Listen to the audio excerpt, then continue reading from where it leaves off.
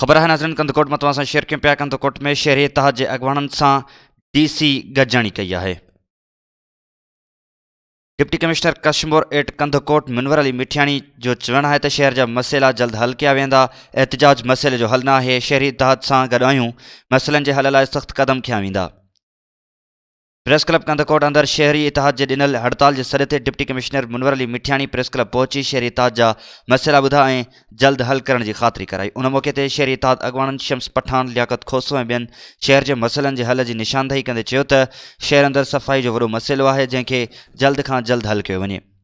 शहर अंदर गटरन जा ढक्कण खुलियल आहिनि। शहर अंदर ढोरन जो आज़ार वधी वियो आहे। स्ट्रीट लाइट जो वॾो मसइलो है, जंहिंखे जल्द हल कयो वञे।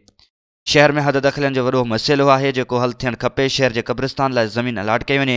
वाटर सप्लाई जो प्लान वाज़े कयो वञे। वधीक अघु वठंदड़ ख़िलाफ़ कार्रवाई कई वञे। डिप्टी कमिश्नर शहरी इतिहाद ऐं अॻवाननि सां ख़िताब कंदे चयो त शहर के मसइलनि के हल लाइ इंतज़ामिया पारां सख़्त खां सख़्त कदम खयां वेंदा। रेढ़ियनि खे ॿाहिरि मुनासिब जॻह ते मुंतक़िल कयो वेंदो।